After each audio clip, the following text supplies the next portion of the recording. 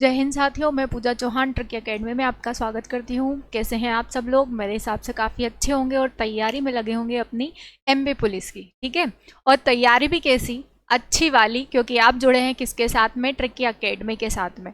Tricky academy के साथ में अपनी तैयारी इसी तरीके से जारी रखिए और अच्छे अच्छे नए नए क्वेश्चंस देखते रहिए। साथ ही साथ पिछले साल के पेपर्स भी आप देखते रहिए, ताकि जो भी हम डिस्क्रिप्शन आपको बताते हैं तो उन डिस्क्रिप्शन से आपको नए क्वेश्चंस भी मिल सकते हैं। इसीलिए बने रहे किसके साथ? ट्रिकी एकेडमी के साथ। चलिए शुरू करते हैं हम। ये जो पेपर है ये 9 फरवरी 2022 का है, पहली शिफ्ट का क्वेश्चन पेपर है ये, और आज हम यही सॉल्व करने वाले हैं आपके सामने। तो चलिए शुरू करते हैं हम। पहला क्वेश्चन है आपका, जल चक्र में, इन अ वाटर साइकिल, जल चक्र में क्या होता है? पानी तरल से गैस में वाष्पित हो जाता है, पानी ठोस से तरल में वाष्पित हो जाता है, पानी ठोस से गैस में वाष्पित हो जाता है, या फिर पानी तरल से गैस में वाष्पित हो जाता है। अब देखिए, ये और ये ऑप्शन सेम ही दे रखे हैं, तो आप इन दोनों में से कुछ भी लगा सकते हैं कि पानी जो रहेगा वो तरल, द्रव अवस्था में ही पानी पाया जाता है, तो ये भाप के रूप में बदल जाएगा, यानी कि ऑप्शन ए इसका सही आंसर आएगा। ठीक है, ऑप्शन ए इसका सही आंसर होगा कि ये तरल अवस्था से गैस अवस्था में वाष्पित हो जाएगा। तरल यानी कि लिक्विड से गैसियस फॉर्म में कन्वर्ट हो जाएगा पानी जल चक्र में। अगला प्रश्न है, न्यूटन के गति के पहले नियम को किस रूप में जाना जाता है? क्या कहा जाता है उसको? ऊष्मा प्रवैगिकी का नियम, गुरुत्वाकर्षण का नियम, या फिर ऊर्जा का नियम, या जड़ता का नियम। तो देखिए, न्यूटन के गति के पहले नियम को लॉ ऑफ इनर्शिया या जड़ता, या आप बोल सकते हैं कि जड़त्व का नियम भी कहा जाता है। जड़ता या जड़त्व का नियम। नियम क्या होता है?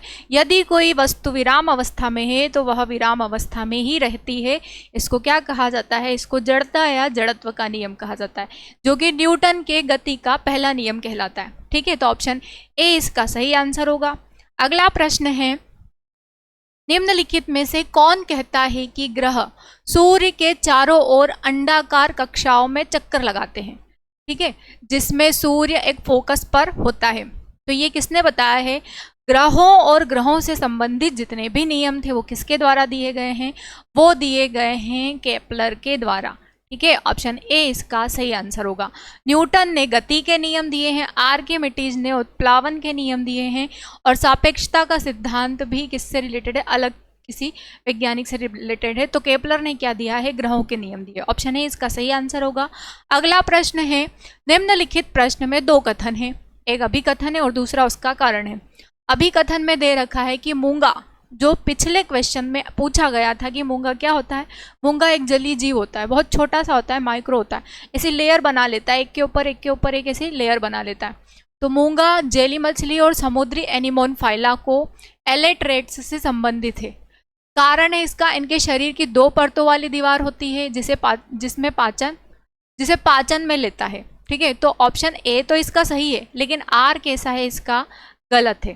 ठीक है, ए इसका सही आएगा, A is true and R is false. Option B इसका सही ऑप्शन आएगा।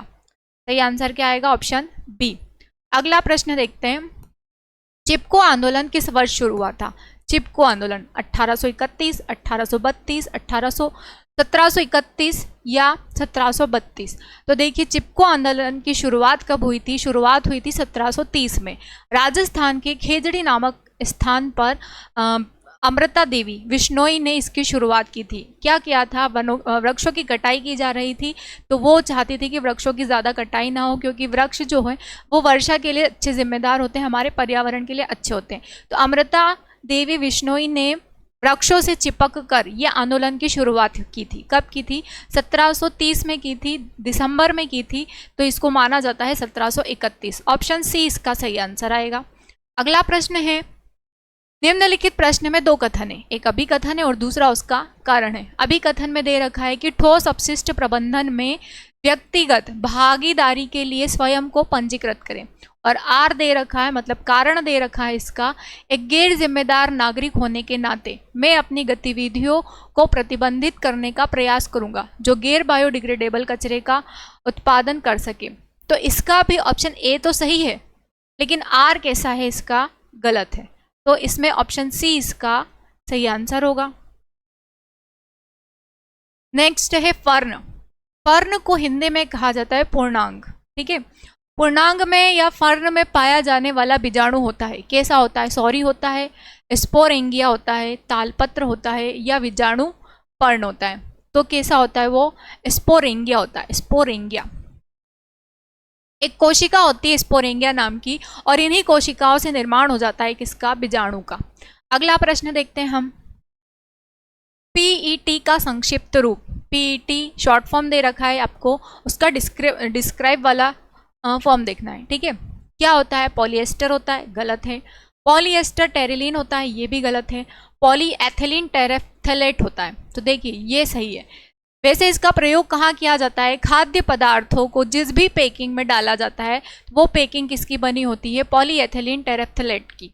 ठीक है, तो इसका प्रयोग खाद्य या जो भी लिक्विड वाली चीज़ें होती हैं इनको सुरक्षित रखने के लिए, प्रिजर्व करने के लिए उनका उपयोग किया जाता है। नेक्स्ट क्वेश्चन देखते हैं हम। आग बुझाने के लिए किस गैस का प्रयोग होता है? बहुत ही आसान सा प्रश्न है ये, बहुत जो लोग पढ़ते हैं, असल में पढ़ाई करते हैं, उन्हें बहुत अच्छे से पता होगा कि आग बुझाने वाला जो यंत्र होता है उसमें कौन सी गैस होती है? ऑर्गन होती है, कार्बन डाइऑक्साइड, ऑक्सीजन या नाइट्रोजन? देखिए ऑक्सीजन जो होती है आग को और तेज तीव्र करने में सहायक होती है या आग लगाने में सहायक होती है। नाइट्रोजन ऑर्गन का इतना कोई फर्क नहीं पड़ता है। तो आग बुझाने के लिए किसका प्रयोग होता है? कार्बन डाइऑक्साइड, CO2 का प्रयोग होता है। ऑप्शन बी इसका सही आंसर होगा। जो सिलेंडर होते हैं ना आग बुझाने वाले सिलेंडर, उसमें भी कार्बन डाइऑक्साइड का प्रयोग किया जाता है। ठीक है, और साथ में सोडियम बाइकार्बोनेट भी होता है उसमें। नेक्स्ट क्वेश्चन है, वनस्पति तेलों को संतृप्त वसा में बदलने के लिए निम्नलिखित में से किस गैस का उपयोग किया जाता है? सल्फर, कार्बन मोनोऑक्साइड, हाइड्रोजन या ऑक्सीजन? कार्बन मोनोऑक्साइड को साइलेंट किलर गैस कहा जाता है। ठीक है, बहुत ही मध्यम आकार से मृत्यु करने वाली गैस कहा जाता है। और ऑक्सीजन जो है ये आग लगाने में सहायक होती है। आपको क्या करना है? वनस्पति तेल से संतृप्त वसा में उसको बदलना है। तो इसके लिए क्या प्रयोग किया जाता है? हाइड्रोजन। ठीक है, किसका प्रयोग किया जाता है? हाइड्रोजन। ऑप्शन सी इसका सही आंसर होता है। हाइड्रोकार्बन्स होते हैं, वो जैविक अणु होते हैं कार्बन्स के, तो उसमें हाइड्रोजन को और ऐड कर दिया जाता है तो हाइड्रोकार्बन हो जाते हैं और उसमें रिएक्शन की जाती है।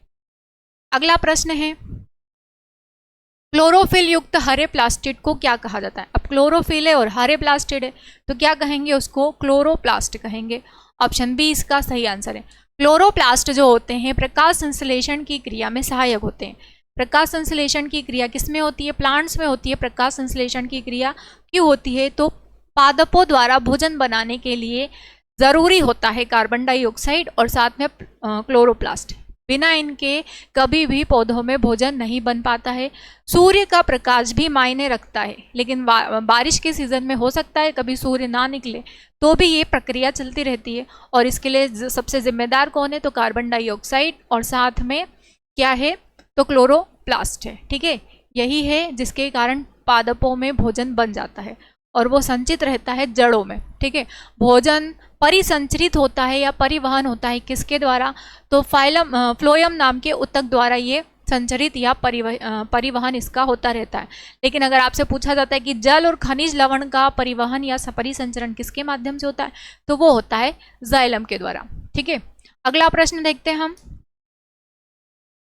मेथेमोग्लोबिनेमिया के रूप में भी जाना जाता है। मेथेमोग्लोबिनेमिया इसको कहा जाता है blue baby syndrome. Blue baby syndrome अक्सर बच्चों के जन्म के बाद में, ठीक है, जैसे ही जन्म हुआ उसके कुछ समय बाद में ही बच्चों में ये वाला सिंड्रोम देखने को मिलता है।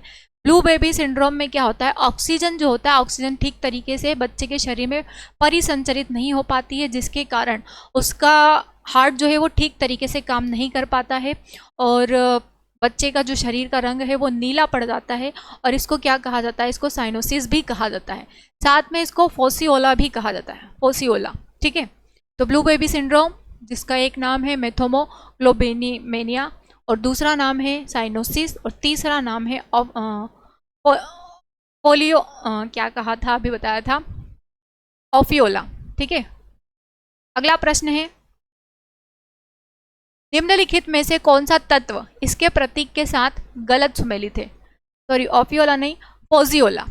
फोजियोला, साइनोसिस और मेथेमोग्लोबिनिया, निम्नलिखित में से कौन सा तत्व इसके प्रतीक के साथ सुमेलित नहीं है?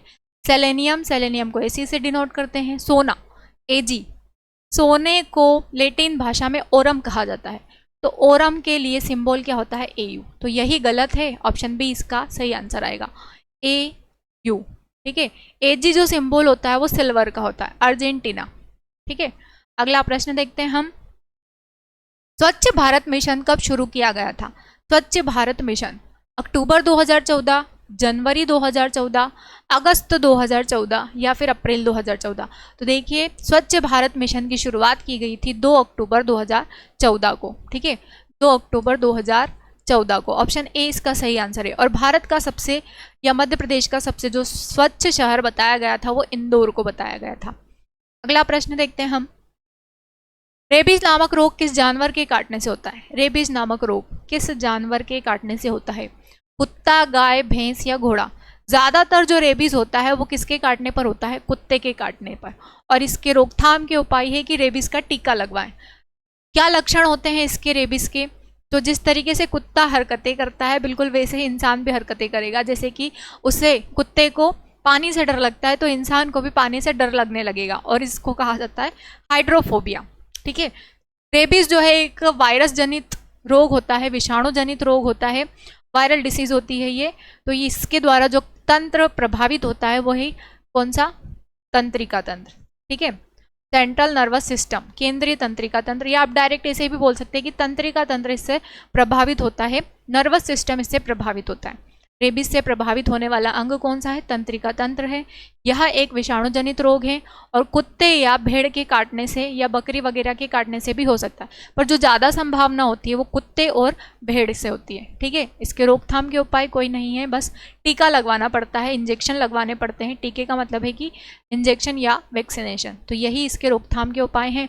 और व्यक्ति कैसा इसमें व्यवहार करेगा तो वो डरा डरा सा रहेगा, पानी से उसको ज़्यादा डर लगेगा, हाइड्रोफोबिया कहा जाता है इसको, इसका अन्य नाम है हाइड्रोफोबिया। ठीक है, अगर आज के हमारे क्वेश्चंस आपको अच्छे लगे हैं विथ डिस्क्रिप्शन, अगर आपको अच्छे लगे हैं तो प्लीज़ हमारी वीडियो को ज़्यादा से ज़्यादा लाइक करें, शेयर करें, सब्सक्राइब करें। नेक्स्ट वीडियो के लिए बने रहें हमारे साथ ट्रिकी एकेडमी के साथ, क्योंकि अब की बार पुलिस पार।